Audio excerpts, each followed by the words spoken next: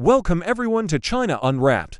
Today we're diving into the juicy core of what's shaping modern China.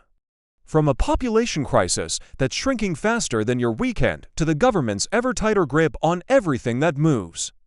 And let's not forget their rising global influence, because of course the world needs more micromanagement. We'll be exploring China's oh-so-subtle and totally not over-the-top reactions to the boiling issues bubbling beneath the surface. China is currently wrestling with a full-blown demographic crisis. The population is projected to shrink by half within the next century. And surprise, it's happening before the country even hits middle-income status. Unlike Japan's slow and graceful demographic slide, China's situation is way more dramatic. Why? Because they don't have a solid social safety net or enough wealth to support their rapidly aging population. But hey, who needs retirement plans when you have slogans and surveillance, right? Like I said, China is not a rich country, it's actually pretty poor. The average GDP per person in China is about $13,000 a year. And that's already being generous, because the truth is half the country is still very poor. The other half is somewhere around lower middle class. And only a tiny percentage is truly wealthy. That tiny rich group is what inflates the average to 13,000. If you took away all the billionaires with government connections propping up the numbers, you'd probably see the real average closer to $1,000 a year, something laughably low.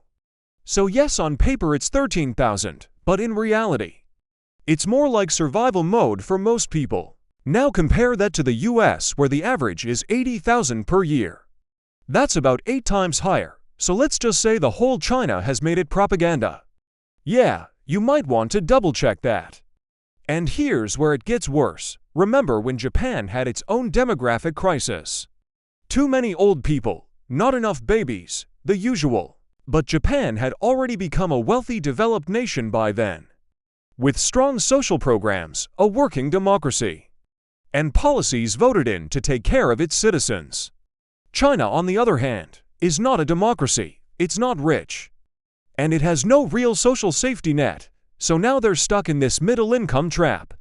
Not rich enough to slow down, not democratic enough to adapt, and definitely not ready to stop growing. Historically, Chairman Mao Zedong encouraged rapid population growth. He saw a massive population as a strategic asset, or in his own words, cannon fodder. The result: a population explosion so wild the government had to step in with the infamous one-child policy, a state-run experiment in selective breeding. This policy led to forced abortions, including late-term ones, and gave rise to a group of people known as the black children, kids with no legal ID because their parents couldn't afford the fine for having an extra baby. Add to that the traditional obsession with having sons, especially in rural areas. And what do you get? A gender imbalance so severe there are tens of millions more men than women. Because baby girls were often simply aborted, efficiency at its most dystopian. In China, the one-child policy wasn't about choice, it was about control. Couples who actually wanted children were often forced into abortions.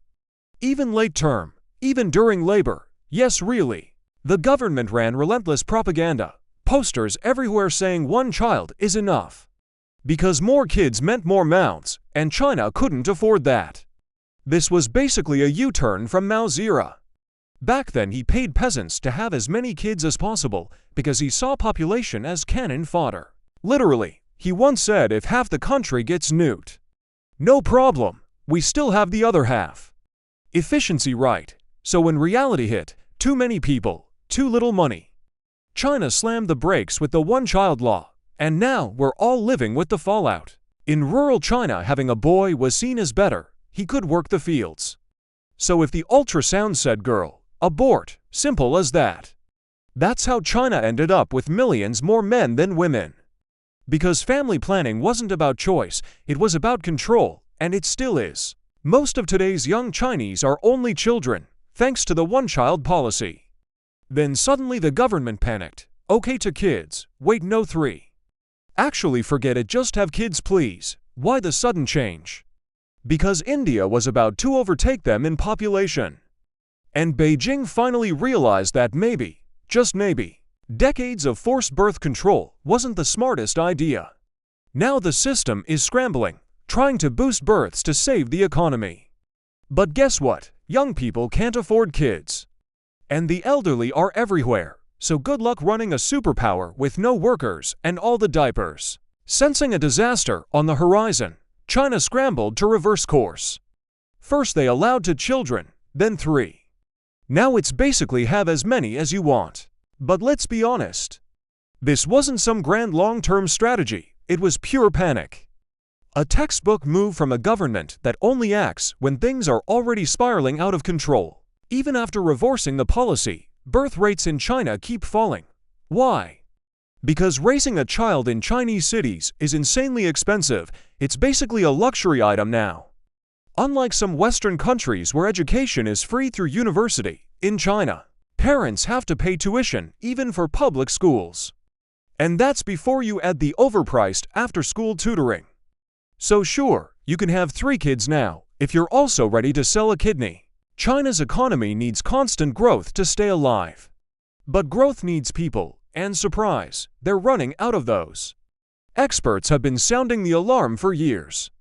And now even the government can't ignore it. They've gone from shouting about having the highest quality population to quietly realizing you can't run a country on slogans alone. So the cycle begins again. First it was have as many kids as possible. Then the one-child policy. Then no policy at all, and still, nobody wants to have kids. Why? Because raising a child in China has become brutally expensive. Especially in cities, the education race is insane. You need the best grades, the best schools, and endless after-school tutoring. All of it costs a fortune. Meanwhile, in places like the US, people complain about no social programs. But at least public school is free, in China. Even that comes with a price tag, so yes. Technically you can have more kids now, but good luck affording them. To fight back, the government is now rolling out some bold new tactics.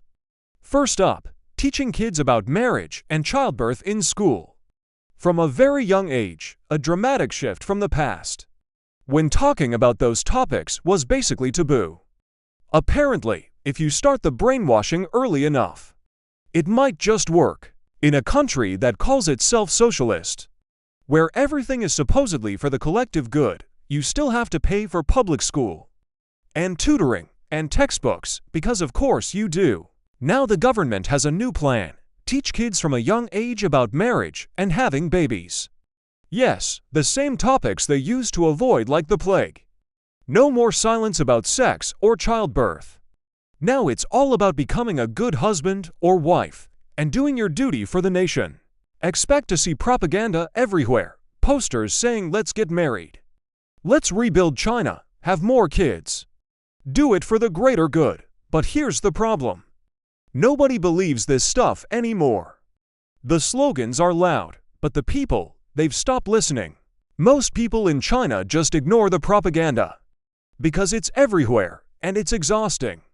When frustration builds up, the government gives people a target. Blame America, blame Japan, let nationalism be your emotional support animal. Meanwhile, no one can complain about real problems, like overwork, censorship, or the lack of free speech. Because jail is always one complaint away, so when the state launches campaigns saying, "Let's all get married, let's raise babies for the motherland," nobody cares. People think it's cringe, and they're not wrong. Now they're even blaming Western TV shows for the falling birth rate, apparently. Seeing independent women on screen is the real threat. Also, don't mention feminism, because if you do, you might just disappear, literally. Another brilliant idea: limit the bride price. That lovely tradition where the groom's family has to pay a small fortune to the bride's family, cash, house, car, sometimes livestock. It's one of the reasons marriage has become a luxury, especially for men. So now the government wants to cut the cost of love, because apparently romance is cheaper when it's state approved. In China, matchmaking isn't just a dating app. It's a weekend sport. Parents gather in public parks, armed with resumes of their kids, listing salary, education, age. Like they're auctioning off livestock. They walk around sizing each other up. Negotiating like it's a business deal. Your daughter only makes how much? My son has a degree from a better university. Let's talk numbers, and if they strike a deal, then maybe the kids get to meet, hopefully hit it off. If not, too bad, the pressure is still on, and of course, the man's family is expected to pay a bride price. Huge sums, sometimes a car, often a house. And if you're in the countryside, maybe even an ox, romantic, right? Meanwhile, to fix that tiny little issue of 30 million extra single men, the government is now launching campaigns, encouraging women to just marry someone, anyone, please, pick one, help the nation.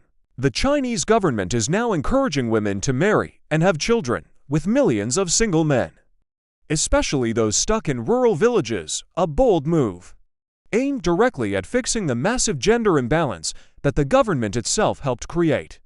Because nothing says romance like state-sponsored matchmaking, with a hint of demographic desperation. So now the government is urging women in rural areas to marry and have babies. Again, because this is round four of China trying to micromanage its population. And no, it's not about morality or improving society. It's about numbers and staying in power. There are more single men in China than the entire population of Australia. Think about that, 30 million lonely guys. And counting. To fix this, the government is offering tax breaks, free or subsidized education, especially if you have a third child, because 1 replaces you, 2 replaces your spouse, and 3 is the bonus the state really wants.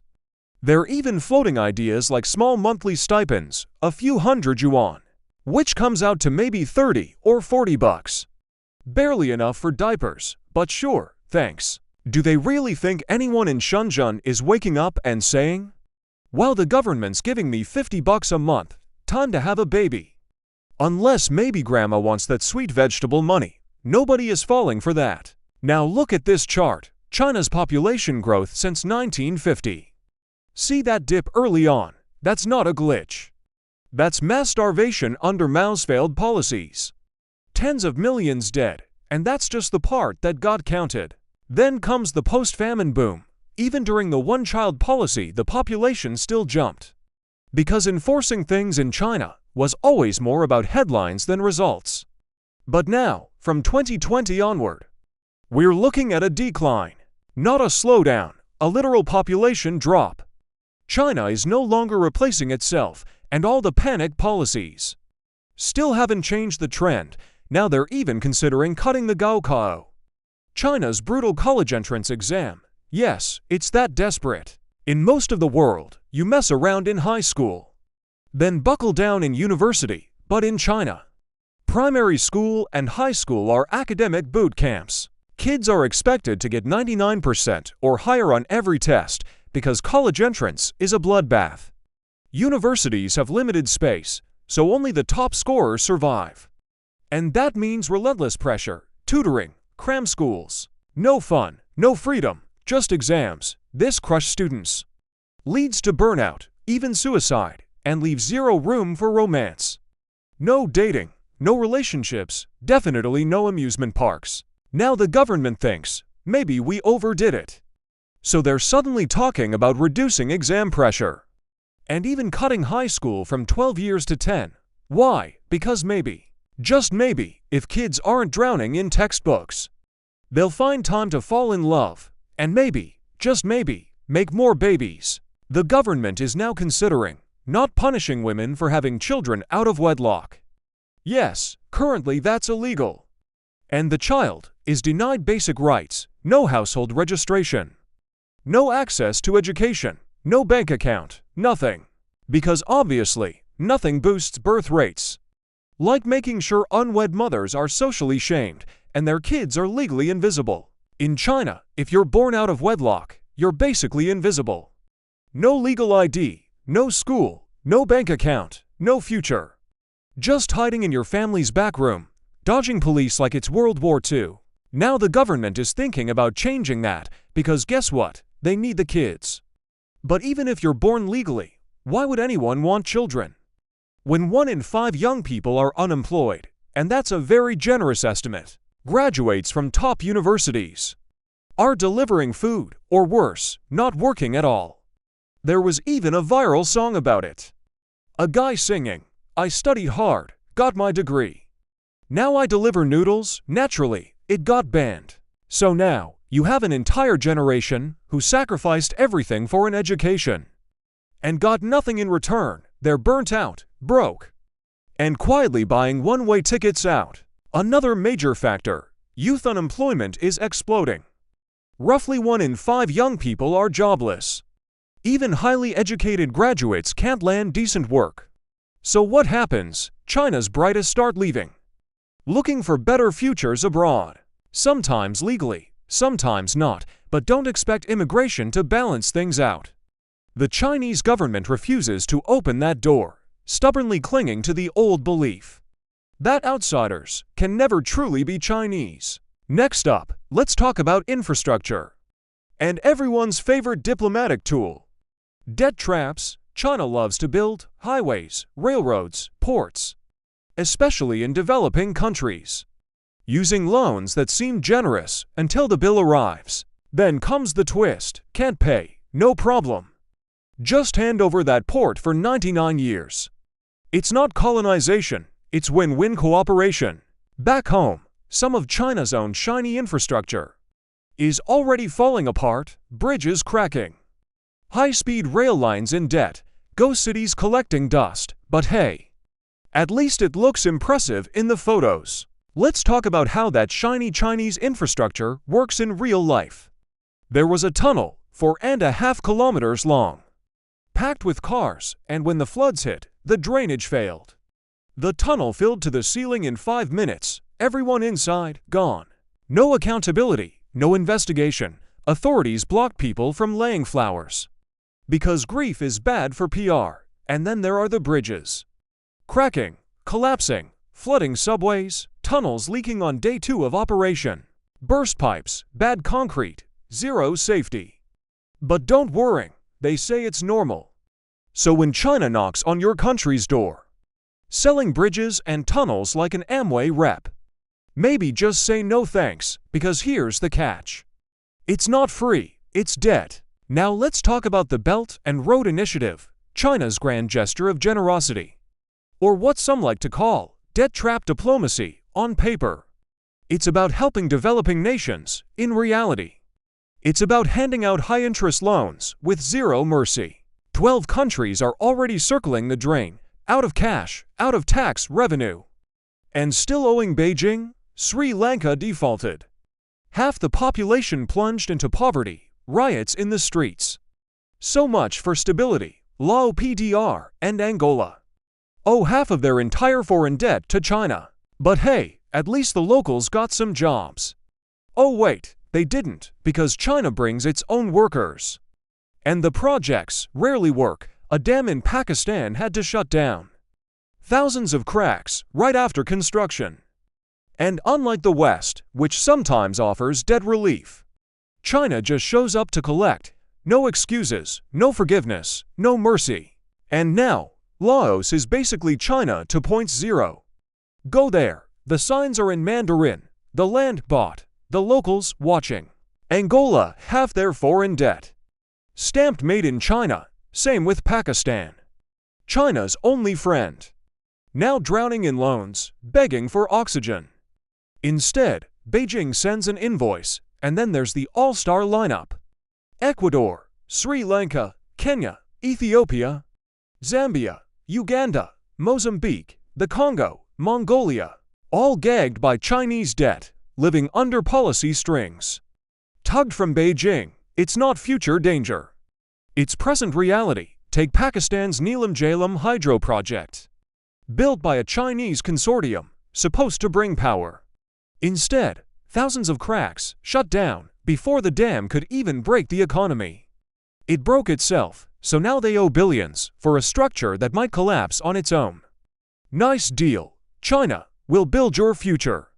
It just won't work, and you'll still pay for it. Welcome to China, where information is filtered more thoroughly than drinking water. Every word you say, every photo you post, every meme you share could earn you an all-expense-paid trip to a re-education camp. Want to joke about the government? No problem. Just be ready to shut down your business and sell a kidney to pay the fine. A comedian once used a metaphor. His entire company was fined $1 million. Welcome to Chinese showbiz, where laughter requires a license. Think you have privacy? Hilarious. Facial recognition cameras on every corner. A social credit system straight out of Black Mirror. Behave well, get points. Step out of line, and you can't even ride the train. From news media to social platforms, everything must maintain a positive tone. Which means only saying what the party likes. Truth, that's a decaying Western concept. Try searching Tiananmen online. Good luck. You'll find images of swans and public order signs. Ask too many questions. And suddenly, your internet just stops working. The Chinese government loves control. Total control, from censorship to surveillance.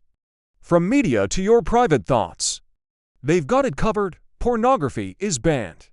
Moral purity is enforced. The official line is all about building a clean and harmonious society. But take a stroll through Sanlitun in Beijing, and you'll quickly notice. Pole dancing is now called exercise, prostitution. Just another form of personal service. Apparently the laws apply. Except when they don't, depends on who you know. And which street you're on. It's a country where your WeChat messages are monitored. But pole dancers are doing splits in broad daylight.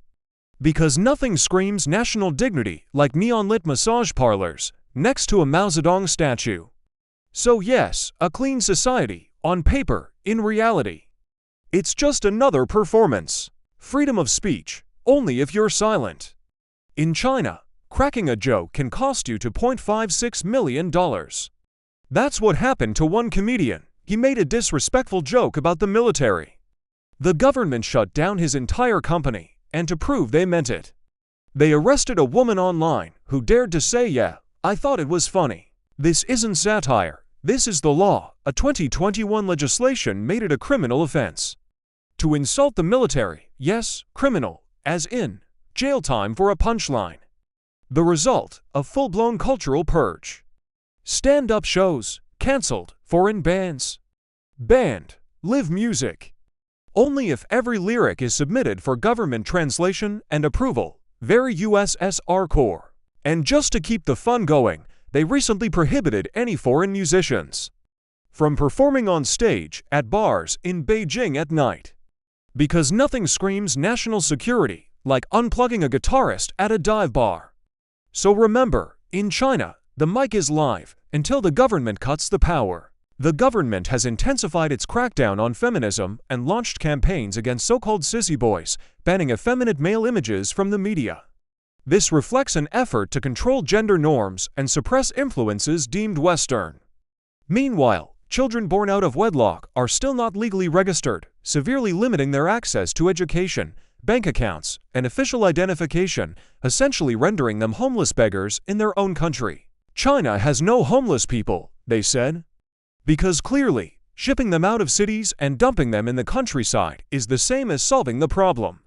Right. Someone on a pro-CCP Reddit claimed homelessness is incredibly rare in China. Yeah, rare like logic on the internet. Then a guy literally walks outside his building at night, takes photos of 6 or 7 homeless people in minutes. Oops, guess reality didn't get the propaganda memo. And when it gets cold, the government hands out food and blankets, then surprise bus ride to nowhere. No phone, no money, no way back, solved it. China doesn't have fewer homeless people, they just have better PR and buses. And when it gets cold, the government hands out food and blankets, then surprise bus ride to nowhere. No phone, no money, no way back, solved it. China doesn't have fewer homeless people, they just have better PR and buses. So, what's the bottom line? A government scrambling to fix internal crises by creating a few new ones along the way. Policies flip like a light switch, banned yesterday, encouraged today, chaos inside, force smiles outside. And who pays the price? The people, millions stuck in a political game on hard mode, no character selection, no pause button. Thanks for joining us on this lovely tour of stability with Chinese characteristics. Don't forget to like, Share the bitter truth with your friends and subscribe for more jaw